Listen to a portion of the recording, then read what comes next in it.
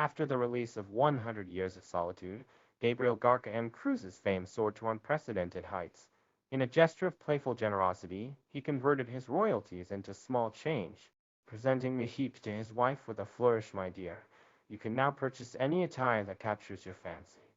Should this amount fall short, simply inform me, and I shall pen another nouvelle si time, one that surpasses even 100 Years of Solitude." During the years he penned his masterpiece, M. Cruz was in dire financial straits, where even the purchase of groceries was a luxury. When the manuscript of 100 Years of Solitude was completed and dispatched, he lacked the funds to send it all at once and had to dispatch it into parts. Yet through these trying times, his wife remained without complaint, tirelessly creating a serene environment for M. Cruz to pen his thoughts. In 1982, M. Cruz was awarded the Nobel Prize in Literature for his contributions to the literary world. As the years advanced, Cruz delved deeper into the contemplation of death and love, culminating in the creation of Love in the Time of Cholera. Published in 1985, Love in the Time of Cholera was a tribute to his wife. The New York Times hailed it as a luminous and heart-wrenching work, arguably the greatest love story ever penned by human hands. Yet, this narrative transcends the genre of romance. It is an exploration of life, death, and the intrinsic value of existence. The opening scene of Love in the Time of Cholera paints a vivid picture as dawn breaks. Dr.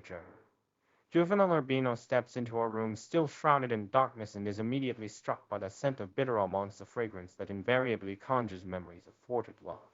His presence here, however, is not to reminisce but to attend to an urgent matter. His closest friend, a man who had once been his rival, has taken his own life.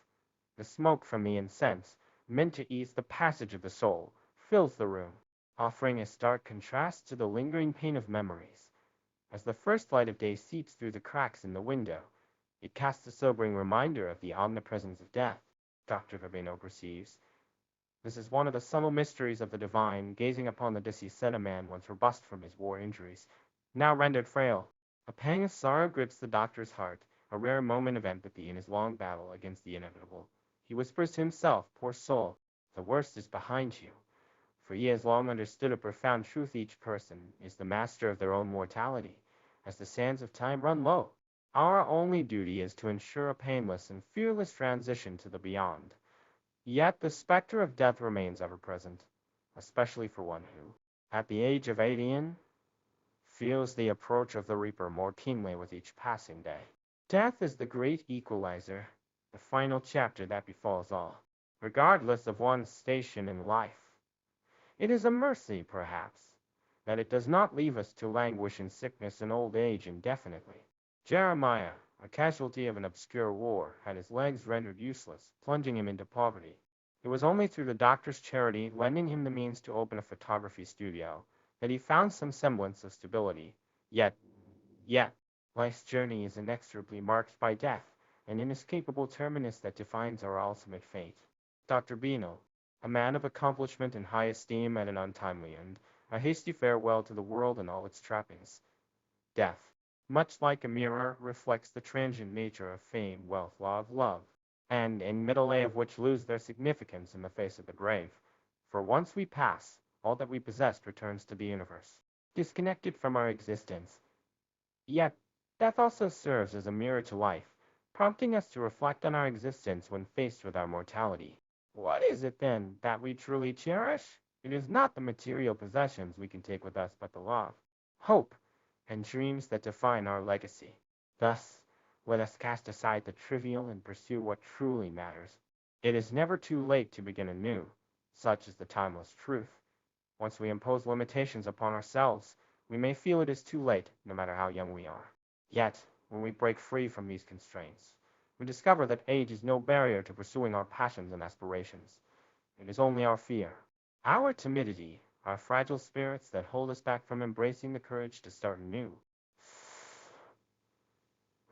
Following Drive, Rubino's demise. His wife Firmina was engulfed in the sorrow of loss. After the funeral, as all guests departed, an elderly man with silver hair remained behind. Florentino Ariza, who had waited for more than half a century to rekindle his undying love and unwavering loyalty to Fermina. For 15 years, 9 months, and for days, he confessed, I have thought of nothing but you. Initially, Fermina felt violated and insulted by Ariza's advances, banishing him from her life. Yet in her dreams it was not her deceased husband who occupied her thoughts. But Ariza. This realization fueled her anger, prompting her to pen a letter that poured out her indignation.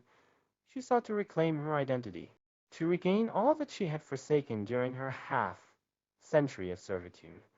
Now in her 70s, with a distant memory, she found that time had taken its toll, leaving behind an equal measure of forgotten memories and cherished recollections. Yet Ariza did not relent, penning one love letter after another to Fermina.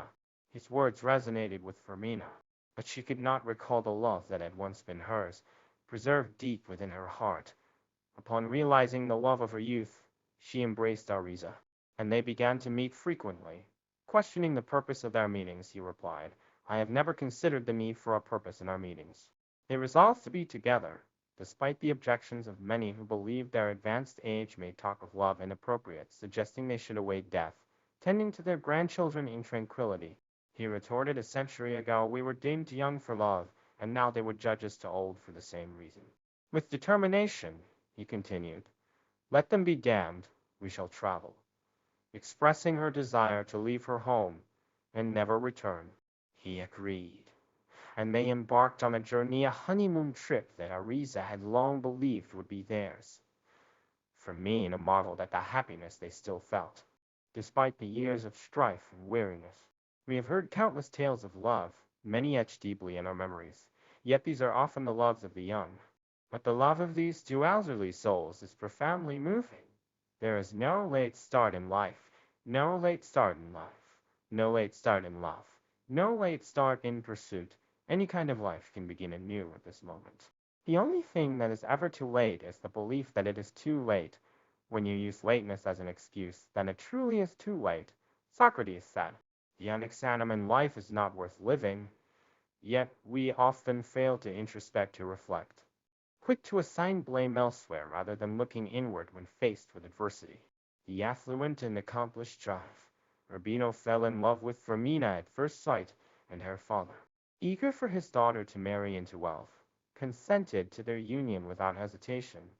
Their married life, filled with its share of trials and joys, often slipped away, as do the days of many in this world. They found that in marriage, the mundane irritations were more challenging to navigate than the catastrophes, for they believed every problem stemmed from the other. One day, Dr. Urbino discovered there was no soap in the bathroom as he prepared to bathe.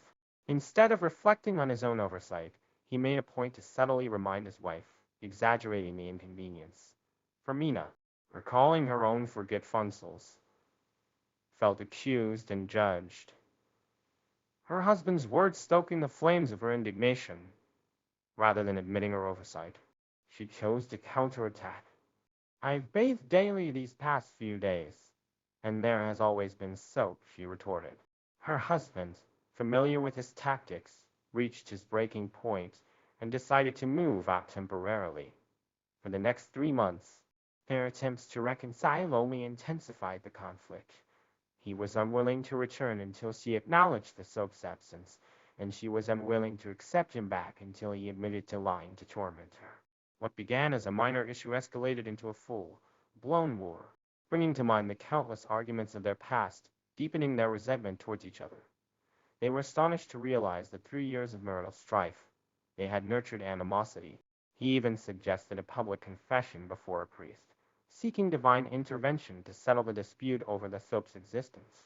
She erupted with a historic shout, to hell with the priest. He threatened to move back to his father's house alone, a preemptive strike in their ongoing battle. The war raged on, but eventually, the doctor was the first to concede. He returned to their bed and pleaded, let me stay here. Indeed, there was soap. This was the most severe of their many quarrels, and yet it was just one of countless disputes in their decades-long marriage. These conflicts often arose not from a lack of love, but from a lack of self-reflection. If Dr. Bino had reflected on his own actions, he might have realized he too had forgotten to place the soap in the bathroom, and thus had no right to reproach Fermina. If Romina had reflected, she would have admitted her oversight and simply rectified it, preventing the ensuing argument. It is in these moments of introspection that we can find the path to resolution and growth, rather than attributing all misfortune to external factors. Pyrrhus once said, "Love is a hero in my weary life." Dreams are the yearning for immortality, and love is an incredibly important and beautiful part of life. In the view of the writer Shitishij, the inability to love is a form of disability, a limitation, and love is the redemption of life. When asked if he would choose health or love in life, he chose love, signifying that love is a vital component of our existence. Ariza in his youth fell instantly in love with Firmina. His obsession with her even led to a severe illness. Later in his work, his mind was still consumed by love, and his professional tasks suffered as a result. When Firmina decided Ariza was not the ideal partner for her and chose the wealthy drive, Urbino instead, Ariza was heartbroken but persevered. He took over the family business and improved himself, believing that one must be worthy of good love, as Ayn Rand expressed in The Fountainhead. Learn to say, "I" before you say, "I love you." Firmina spent decades with Dr. Urbino, but after his sudden death, she found love again in Ariza's arms. Love and marriage should never come at the expense of losing oneself. She proclaimed, "Let the priest go to hell." The tension between them escalated to a boiling point, but eventually the doctor was the first to concede, realizing that the battle over a bar of soap was not worth the rift it was causing in their marriage. He returned to their bed, pleading, "Let me stay here." Indeed, there was soap, and this incident became a symbol of their most severe disagreements, yet it was just one among many in their long life together. These disputes often stem not from a lack of love, but from a lack of self-reflection. If Drive Rubino had reflected on his actions, he might have realized that he, too, had forgotten to place the soap in the bathroom, and thus had no right to reproach Firmina. If Firmina had reflected, she would have admitted her oversight and simply rectified it, preventing the ensuing argument. It is in these moments of introspection that we can find the path to resolution and growth, rather than attributing all misfortune to external factors. The ability to love is a vital part of our existence, and when we lose sight of this, we risk losing a part of ourselves. Ariza, in his youth, fell instantly in love with Firmina, an infatuation that consumed him so completely it led to a severe illness. Later, in his work, his mind was still consumed by love, affecting his professional performance. When Firmina decided Ariza was not the ideal partner for her and chose the wealthy drive, Arbino instead, Ariza was heartbroken but persevered. He took over the family business and improved himself, believing that one must be worthy of good love. As Ayn Rand expressed in The Fountainhead, learn to say "I" before you say "I love you." Firmina spent decades with Dr. Urbino, but after his sudden death, she found love again in Ariza's arms. Love and marriage should never come at the expense of losing oneself. Nothing in this world is worth such a sacrifice. If we lose ourselves, we cannot find happiness, let alone love. Marriage and love are not the necessities of life. They are the embellishments that, when present, can make our lives more beautiful, but without them, we can still live well. Jeremiah decided to end his life at the age of 60. After his death, his lover returned to her home, telling the doctor that she would not shed tears or waste her life in sorrow. Nor would she bury herself alive within the confines of her home. She had known happiness, but now, with her lover gone, she had to walk the rest of the path alone. Life is always one's own, and while love can add depth and richness to our existence, it is not a prerequisite for living a fulfilling life. It increasingly feels as though there is something called destiny in our lives. Destiny determines whom we meet in our lives. Destiny determines whom we meet and the paths we take. It has arranged many things in our future waiting for us to encounter them. This might seem to suggest that our lives are predestined, and when we look back, everything appears to be fated. However, this is not a reason for inaction. Although we cannot determine what the future holds, we can decide what to do in the present. The seeds we plant today will be the harvest of tomorrow. Thus, life should be accepted with a sense of destiny, but this does not mean inaction. It means embracing what life brings while striving to do what we ought to do. When you truly understand this, you will no longer be troubled by many things. At what age will we encounter love? And with whom will we ultimately be together? Just as Firmina met Ariza at the age of 13 and entered into love amidst his fervent pursuit, she eventually married Urbino. And Ariza, though he had countless women in his life, always harbored a love for Firmina. It all seemed predestined. However, this is not an excuse for inaction, although we cannot determine what the future holds. We can decide what to do in the present. The seeds we sow today are the harvest we will reap tomorrow. Thus, life may feel fated, but fate does not mean inaction.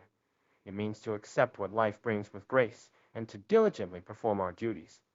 When you truly comprehend this, many things will no longer be a source of distress.